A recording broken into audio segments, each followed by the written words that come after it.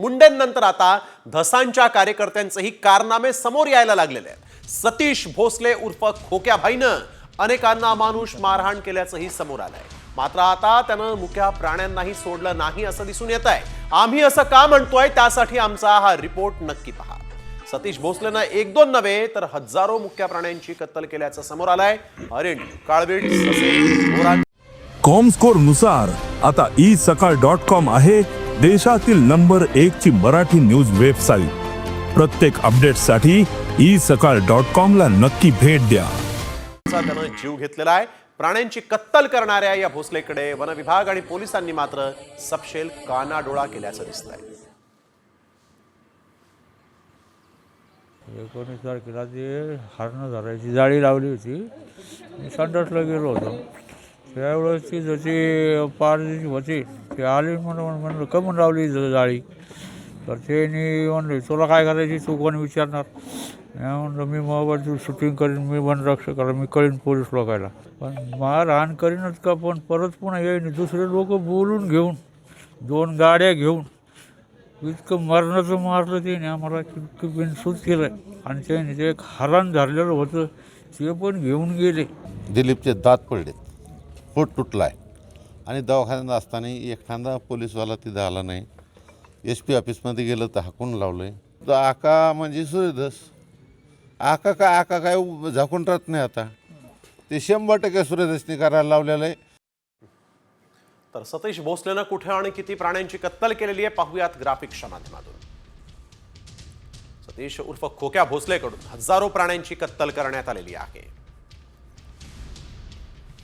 आष्टी, शिरूर आणि पाटोदा परिसरात 200हून अधिक हरणांची या खोक्यानं शिकार केलेली आहे। आष्टी, पाटोदा, शिरूरमध्ये 200हून अधिक सशांची देखील त्यानं कत्तल केली आहे। शिकारीचा या खोक्या भाईला नाद होता। सतीश भोसलेकडून आतापर्यंत 200 काळविटांचा जीव घेण्यात आलाय। खोक्या भाईला मोरांच्या शिकारीचाही शोभ, 50हून अधिक मोरांची त्यानं कत्तल केलेली आहे।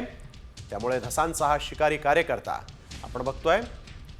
दरम्यान या प्रकरणात काही सवालही उपस्थित झालेले आहेत, ते देखील आपण पाहूयात। हजारो प्राण्यांची कत्तल वन विभागाला माहित कशी नाही हा एक महत्त्वाचा सामचा सवाल आहे। वन विभागातील अधिकारी कर्मचारी सतीश भोसलेवर मेहरबान आहेत का? खोक्या भाईच्या प्रतापाची माहिती असेल तर गुन्हा का दाखल केला नाही? गुंडागिरी करणाऱ्या सतीश भोसलेचा आका कोण आहे? सतीश उर्फ खोक्या भाईला अटक कधी करणार?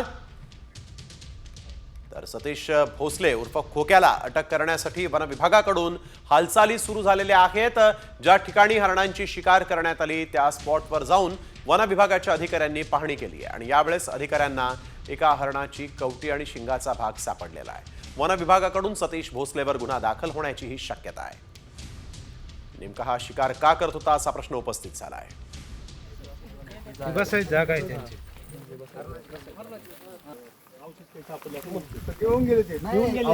तर बीडच्या या खोक्याचा आणखीन एक कारनामाही समोर आलाय। सतीश भोसलेचा थेट मुलांना धमकी देतानाचा व्हिडिओ व्हायरल झालाय। या व्हिडिओमध्ये तो मुलांना हातपाय तोडण्याची धमकी देताना दिसतोय। माझ्यावर अनेक गुन्हे दाखल आहेत, त्यामुळे आणखीन एखाद्या गुन्ह्यानं फरक पडत नाही असं देखील तो या मुलांना धमकावतो।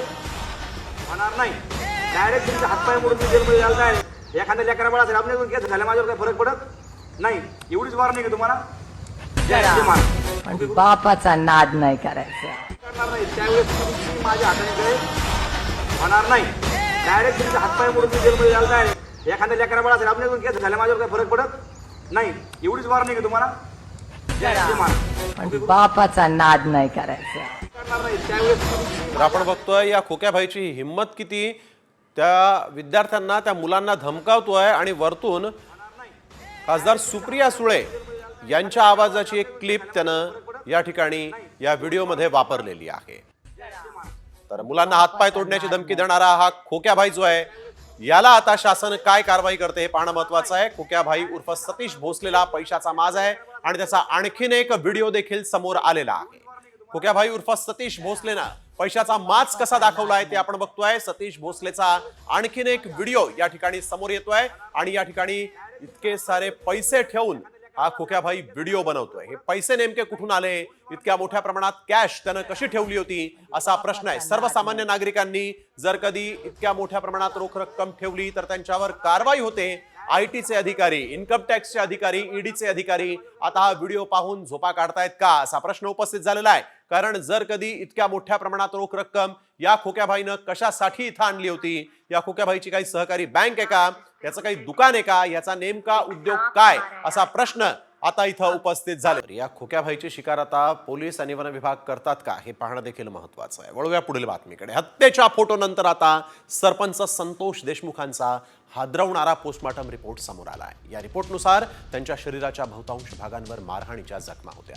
मारहाणीमुळे त्यांचं शरीर पूर्ण काळं-निळं पडलं होतं. नाकातून रक्त येईपर्यंत त्यांना मारहाण केल्याचं या रिपोर्टमधून उघड झालंय. कपाळ आणि दोन्ही गालावर मारहाणीच्या जखमांच्या खुणा देखील आहेत.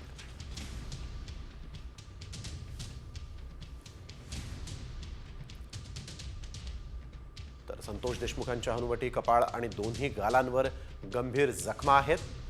पोटावर लाथाबुक्क्यांनी मारहाण झाल्याच्या खुणा आहेत. नाकातून रक्त येईपर्यंत त्यांना मारहाण झाली होती. छातीवर उजव्या आणि डाव्या बाजूला तसंच बरगडीवर मारहाणीमुळे जखमा झाल्या.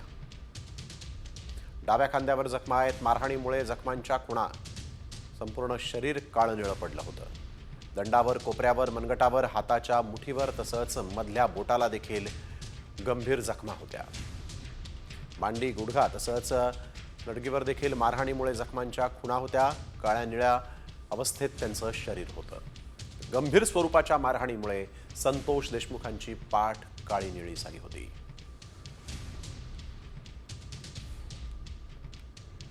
आणि यानंतर एक सगळ्यात मोठी आणि महत्वाची बातमी. ज्या वाल्मिक कराडनं बीडमध्ये दहशत माजवली सरपंच संतोष देशमुखांच्या हत्या प्रकरणात, ज्याचे अनेक कारनामे समोर येत आहेत, त्याच खंडणीखोर वाल्मिक कराडनं जीवाला घाबरून खंडणी दिल्याचंही समोर आलेलं आहे. शिवराज बांगरनं कराडला अंगावर गाडी घालून ठार मारण्याची धमकी दिली होती.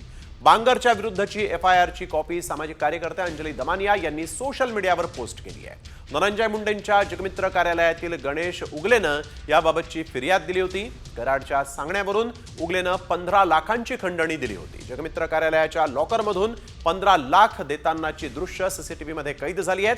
15 लाख दिल्यानंतरही बांगरकडून कराडला धमक्या देण्यात येत होत्या.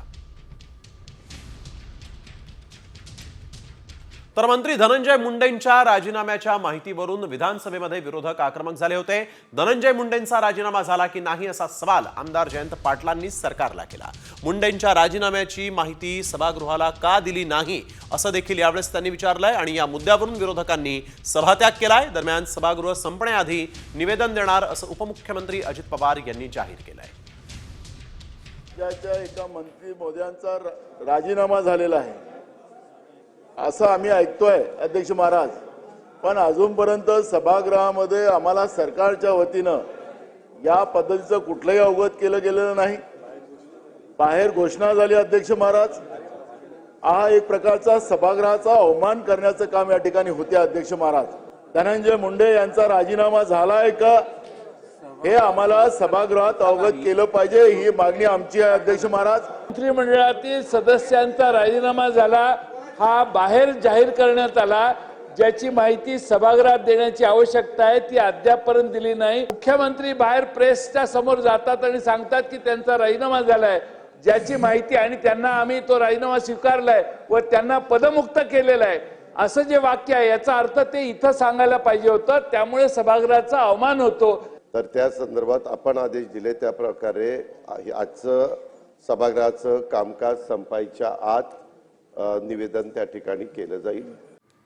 आणि आता साम टीव्हीची एक एक्सक्लुझिव्ह बातमी. राज्यात औरंगजेबावरून राजकारण पेटलेलं आहे. दुसरीकडे औरंगजेबाच्या कबरी संदर्भात एक मोठी बातमी समोर आली आहे. औरंगजेबाच्या कबरीला केंद्र सरकार पैसे पुरवत असल्याचा आरोप हिंदू जनजागृती समितीने केलेला आहे. 2011 पासून आतापर्यंत 6.5 लाख रुपये दिले गेल्याची धक्कादायक माहिती समोर आली आहे. औरंगजेबच्या कबरीसाठी दिले जाणारे पैसे बंद करण्याची मागणी हिंदू जनजागृती समितीने केलेली आहे.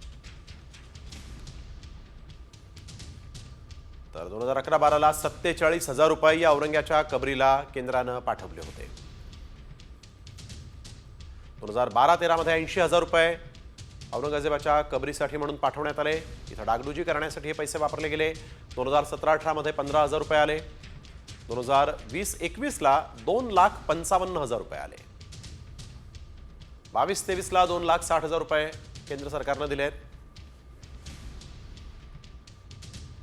वैकीच्या औरंग्याच्या उदात्तीकरणासाठी केंद्रीय पुरातत्व खातं आतापर्यंत 6.5 लाख रुपये खर्च करतं। हेच केंद्रीय पुरातत्व विभाग छत्रपती शिवाजी महाराजांच्या त्या मंदिरासाठी केवळ आणि केवळ वर्षाला 3,000 रुपये खर्च करतं। आता वाढवून काहीतरी 6,000 रुपये झालेलं आहे। हे दुर्दैव आहे महाराष्ट्राचं। म्हणजे महिन्याला 250, 300 किंवा 400 रुपये एवढाच त्याच्यामध्ये खर्च होतो। आज 250-300 रुपयात काय येतं? तर ही संतापजनक बातमी पाहून खासदार उदयनराजे देखील भडकले आणि औरंगजेबाची कबर थेट जेसीबी लावून उखडून टाका अशी मागणी उदयनराजेंनी केलेली आहे। औरंगजेबाच्या कबरीवर सरकार खर्च करत असल्याची बातमी सामनं दाखवली। सरकारी खर्च होत असल्याची ही बातमी पाहताच उदयनराजे जे आहेत ते भडकले।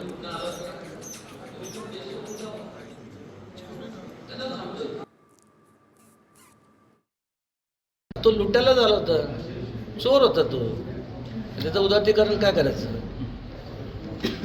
ते कशा करता हे काय? आणि जे लोक दर्शनाला जातात त्यांना सांगा घ्या, त्यांचे वंशज आहे का ते दर्शनाला जातात, घेऊन जा, तुमच्या घरी ठेवा ना। मग नाही तर तुम्ही जावा, जे औरंगजेब कुठनं आला होता तुम्ही पण देश सोडून जावा, कशाला थांबता इथं? खोदून टाकाय नसतं काय, किती लागतं? एक JCB मारला, खापकीर गेलं की गेलं, या टाकून कुठेतरी। वळूया पुढील बातमीकडे। अनिल परबांच्या संभाजीराजेंवरील वक्तव्यावरून आज विधान परिषदेमध्ये जोरदार राडा पाहायला मिळाला। परबांनी संभाजी महाराजांची माफी मागा अशी मागणी सत्ताधाऱ्यांनी केली। तर वक्तव्य तपासा, आक्षेपार्ह असेल तर मी दिलगिरी व्यक्त करतो असं परब यांनी म्हटलंय। दरम्यान नितेश राणे आणि अनिल परबांमध्ये जोरदार जुगलबंदी रंगली होती। तळाची व्याख्या ह्यांनी सांगावी लोकांना। महाविकास आघाडीची सत्ता असताना लोकांची घरं तोडायची, केंद्रीय मंत्र्यांना अटक करायचं, हे सगळे कारनामे ह्यांनी करायचे।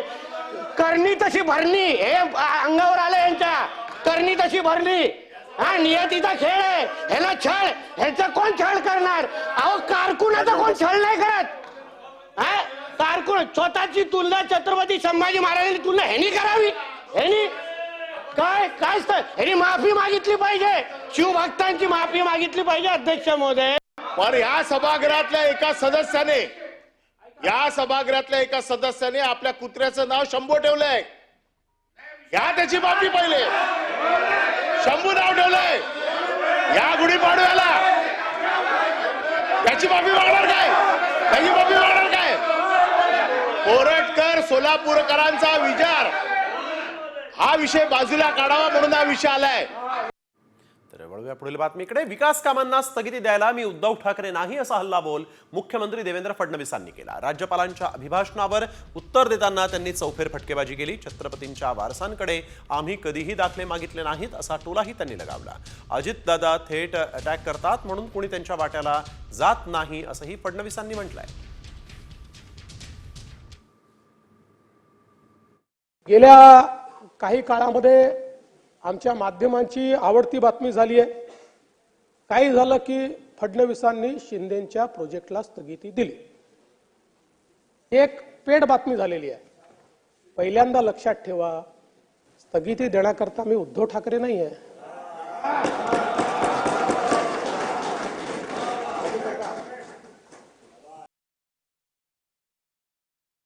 खात्याच्या मंत्र्याने स्वतःच्या खात्यामध्ये त्या ठिकाणी केंद्र सरकारच्या निर्देशानुसार त्या ठिकाणी स्थगिती दिली, तरी देखील फडणवीसांनी शिंदेंच्या खात्यामध्ये स्थगिती दिली।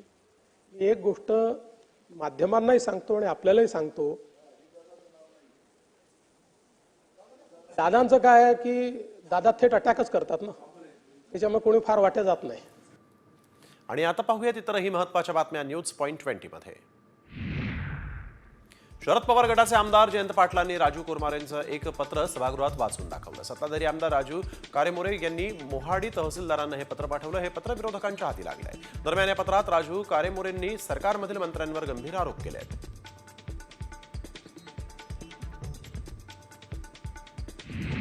प्रशांत कोरटकरच्या मुद्द्यावरून ठाकरे गटाचे खासदार संजय राऊतांनी भाजपवर आसूड ओढलेले आहेत. भाजपच्या मोठ्या नेत्यांसोबत प्रशांत कोरटकरचे फोटो आहेत. कोरटकरला फडणवीसांचा आशीर्वाद आहे असा घणाघात संजय राऊत यांनी केला आहे.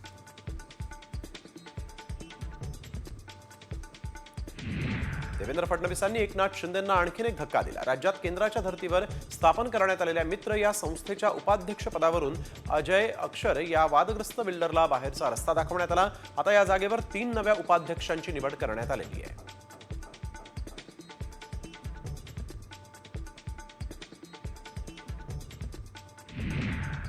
महाराजांविरोधात बेताल वक्तव्य करणाऱ्या विकृत लोकांची जमात थांबवण्यासाठी त्यांची नसबंदी केली पाहिजे अशी जळजळीत प्रतिक्रिया उदयनराजेंनी केलेली आहे.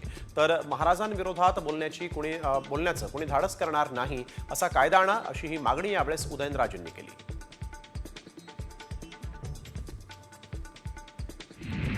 मुंबईमध्ये काँग्रेस कर्जबाजारी झाली असून काँग्रेसच्या कार्यालयाला आता टाळं लागणं बाकी आहे असा खळबळजनक खुलासा मुंबई काँग्रेसचे माजी अध्यक्ष संजय निरुपम यांनी ट्विटरद्वारे केलेला आहे. कार्यालयाचं 18 लाखांचं भाडं आणि 5 लाखांचं वीज बिल थकलंय. मी 4 वर्ष अध्यक्ष होतो पण अशी वेळ आलेली नाही असा टोमणाही निरुपम यांनी लगावला.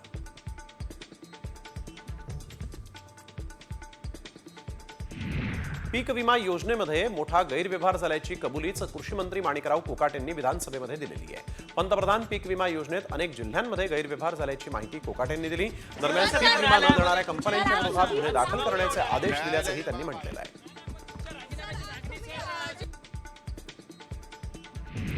भारतात होणाऱ्या रस्ते अपघातांबाबत केंद्रीय परिवहन मंत्री नितीन गडकरींनी मोठं विधान केलंय.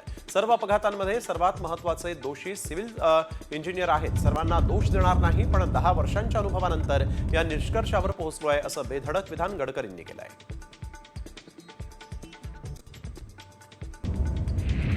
महिला दिनाच्या पार्श्वभूमीवर राज्य सरकारकडून महिलांना आता मोठी भेट मिळणार आहे. आजपासून पात्र महिलांच्या खात्यामध्ये फेब्रुवारी आणि मार्च महिन्याचे एकत्रित 3,000 रुपये जमा केले जाणार आहेत. महिला आणि बालकल्याण मंत्री अदिती तटकरे यांनी याबाबत माहिती दिलेली आहे.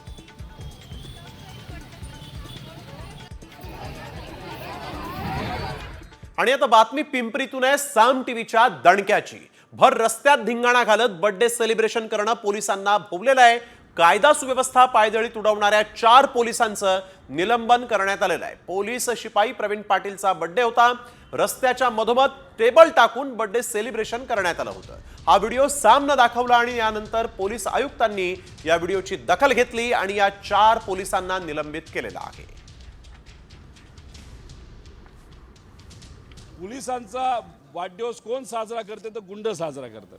हा कसला संदेश आहे? म्हणजे एक संदेश सामान्य लोकांमध्ये आहे की आता पोलीस स्टेशनला जाऊच नका, कारण का हा गुंड त्या पोलीस स्टेशनच्या प्रमुखाचा वाढदिवस तिथं साजरा करतोय. म्हणजे आता पोलीस स्टेशनला पण जाऊ नका, पोलिसांकडे येऊ नका.